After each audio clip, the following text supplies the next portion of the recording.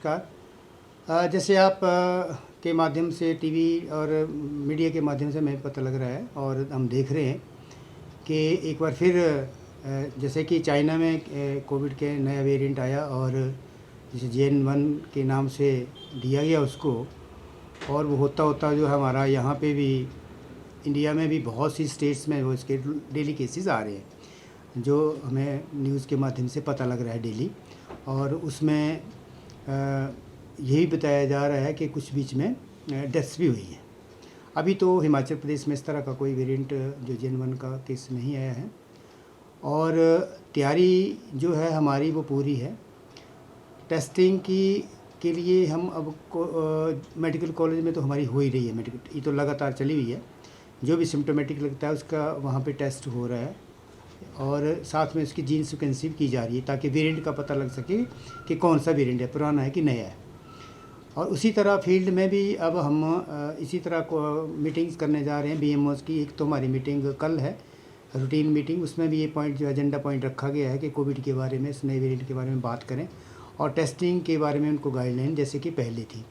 अगर कोई जैसे सिम्टम आता है, ILI का आता है और फीवर का आता है, सडन पेन या इस तरह की जो ब्रेथलेसनेस आती है साथ में, तो उसका टेस्ट किया जाए। साथ में हॉस्पिटल में भी हमने पहले भी कहा और दोबारा उनको रिमाइंड करें कि एक आइडेंटिफाई कम से कम एक एरिया, एक रूम और स्टाफ कर दिया जाए जहाँ पे अगर इस तरह का केस आता है तो उसको आइसोलेशन में भी हम हॉस्पिटल में रख पाएँ। रही बाकी बात जो है वो ऑक्सीजन की, तो उसकी ऑक्सीजन के लिए हमारे पास एडिक्वेट जो है ऑक्सीजन के जो बड़े टाइप D सिलेंडर्स होते हैं वो 300+ हैं, और इससे ज़्यादा हमारे इतने ही हमारे जो है ऑक्सीजन कॉन्सेंट्रेटर हैं।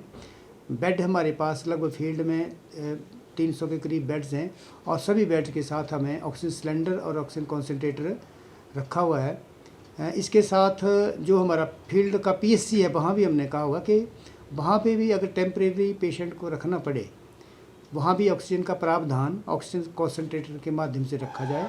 अगर वहाँ पे उसको और ज़रूरत पड़ती है, वहाँ से नहीं, उसका कंडीशन ठीक नहीं होती है, तो उसको ब्लॉक या डिस्ट्रिक्ट लेवल में फिर भेजा जा सकता है। तो इस तरह से हमारी तैयारियां जो है कोविड के बारे में पूरी हैं। लेकिन हम ये कहना चाहेंगे कि लोगों का जागरूक होना बहुत ही ज़रूरी है।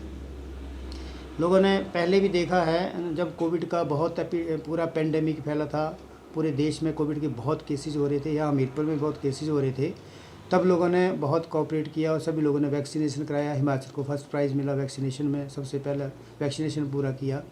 तो लेकिन अब लोगों में थोड़ी सी जागरूकता की और ज़रूरत है। वही चीज़ें रखने पड़ेगी हमें ध्यान में कि अगर किसी को खांसी, बुखार, ज़ुकाम, गले में दर्द, सांस लेने में तकलीफ़, इस तरह की कुछ सिम्टम आते हैं, तो वो एक तो मास्क का यूज़ करें और अपनी टेस्टिंग का करवाए कि इसका पता लग सके हमें कि किस तरह की प्रॉब्लम है।